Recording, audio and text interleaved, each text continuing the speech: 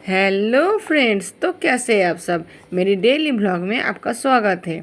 तो आज मैं महाकाल लोक ज्योतिर्लिंग दर्शन करने के लिए आई हूँ उज्जैन में। तो अभी हम लोग झांसी से ट्रेन से आए थे सुबह के 4 बजे। अब सुबह के 4 बजे आके हम लोग नहा के तैयारी होके पूजा कराने के लिए हम पहुँच गए थे महाकाल ज्योतिर्लिंग दर्शन करने के लिए वीआईपी गेट में। अभी हम वीआईपी गेट से एंट्री कर चुके हैं, आप देख ही सकते हो। आप सब भी हमारे साथ साथ महाकाल ज्योतिर्लिंग का दर्शन कीजिए। और यहाँ पे आने के बाद इतना मन को शांति मिल रहा था ना, क्या बताइए दोस्तों।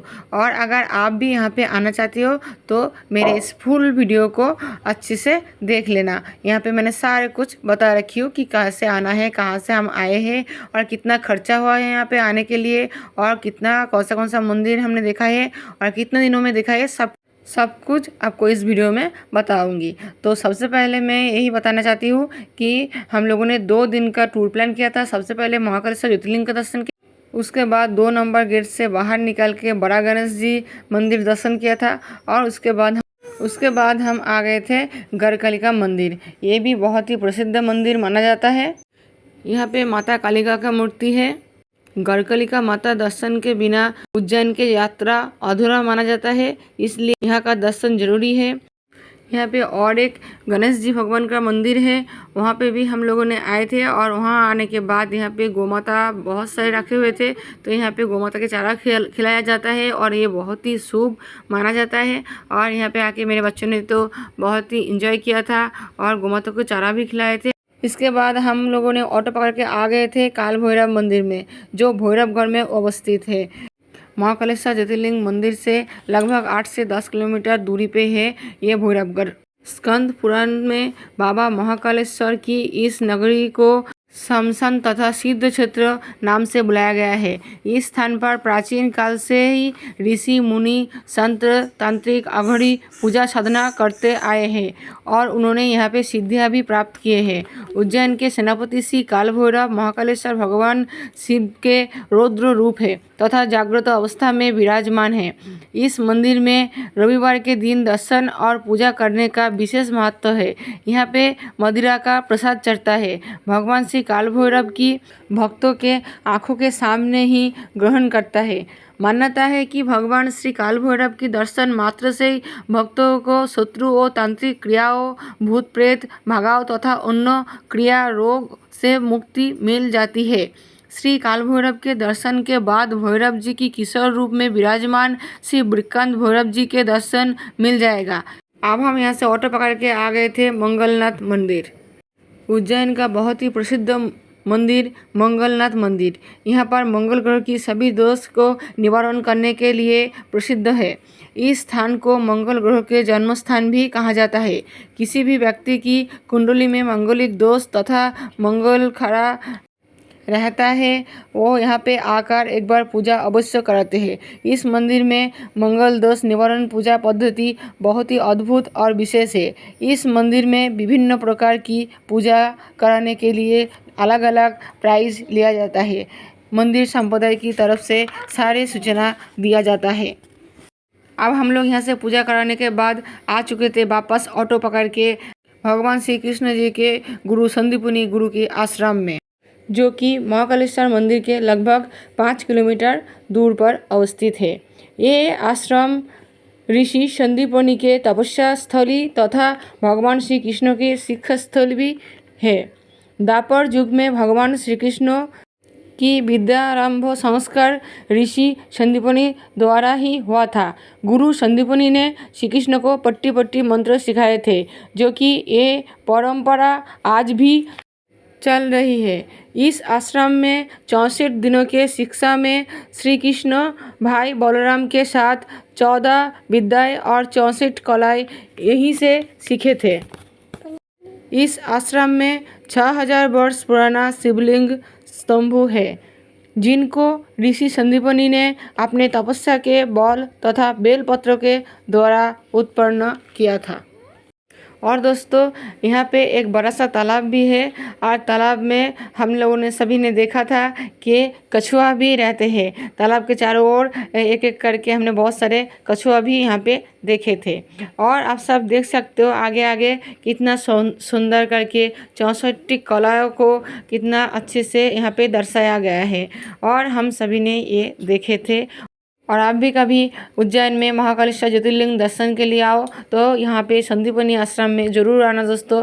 यहाँ पे आके मन को इतना शांति मिलता है और यहाँ पे जहाँ पे भगवान श्री कृष्ण जी ने अपना पढ़ाई सीखे थे तो आप खुद ही समझ सकते हो कि कितना सुंदर, कितना भव्य और कितना शांति जगह है ये। और यहाँ पे एक छोटा सा ढाबा टाइप का भी है। यहाँ पे चाय समोसा नाश्ता भी मिलता है और हमारे बच्चे तो आइसक्रीम लेके यहाँ पे ठंडे ठंडे आइसक्रीम भी खाए थे। और दोस्तों यहाँ से हमने कुछ खरीदारी किया था। उसके बाद हम आ चुके थे अपना होटल रूम में क्योंकि हमें बहुत भूख भी लगे थे और खाना भी हमें कम से कम रेट में इसी होटल में मिला था। अभी हम लोगों ने होटल रूम में आके खाना खा के थोड़ा सा रेस्ट करने के बाद फिर से हम लोग चल रही है महाकाल लोक कॉरिडोर में, जो कि 2 से 3 घंटा लगता है घूमने में। अभी हम कुछ ही देर में महाकाल लोक कॉरिडोर में पहुंचने ही वाले हैं। तो आप सब भी हमारे साथ बनी रहिएगा और उम्मीद है कि आप सभी को भी बहुत ही अच्छा लगेगा। अभी रास्ते में जाते जाते हमारे दोनों बच्चे को थोड़ा सा भूख लगे थे तो वो लोगों ने बोला कि हम लोगों को कॉटन कैंडी खाना है। तो हमने वहाँ पे रास्ते में जाते जाते बच्चों को कॉटन कैंडी दिला के अभी हम लोग पहुँच चुके हैं महाकाल लोक कॉरिडोर में। महाकाल लोक आपको देवलोक जैसा आनंद देगा। यहाँ पे उपस्थित 200 छोटी बड़ी मूर्तियाँ तथा 108 विशाल स्तंभ है जो भगवान शिव जी का लीलाओं का वर्णन करते हैं। लगभग 20 हेक्टेयर में फैला 900 मीटर लंबी और 25 फीट ऊंची पत्थरों की दीवार पर शिव महापुराण में लिखित घटनाओं को प्रदर्शित किया गया है।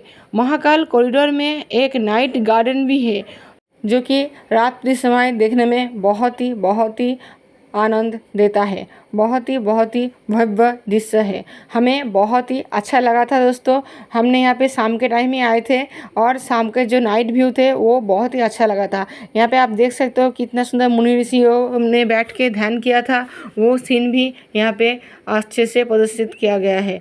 और यहाँ पे दोस्तों यहाँ पे एक फूड जोन है जहाँ पे आप लोग थोड़ा सा रेस्ट करके थोड़ा खाना पीना खा सकते हो। यहाँ पे चाय नाश्ता वगैरह आप कर सकते हो और ये जगह बहुत ही सुंदर भव्य दृश्य है। हमें बहुत ही अच्छा लगा था। उम्मीद है कि आपको भी बहुत ही अच्छा लगेगा।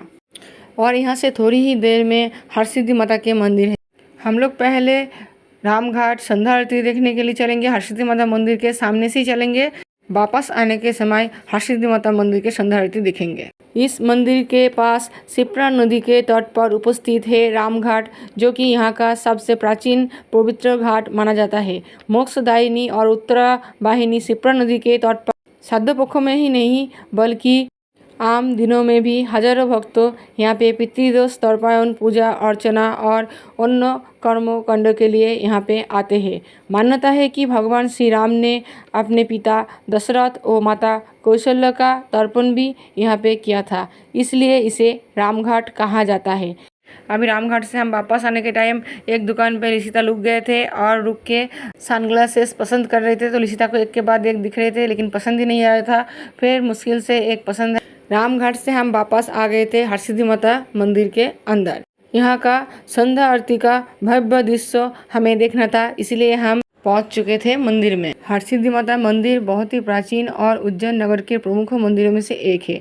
हरसिद्धि देवी वैष्णव संप्रदाय की आराध्य देवी है और सम्राट विक्रमादित्य जी ने इनकी पूजा करते थे। शिव पुराण के अनुसार तक्षक यज्ञ के बाद सती के कनिका भाग यहीं पे गिरा था।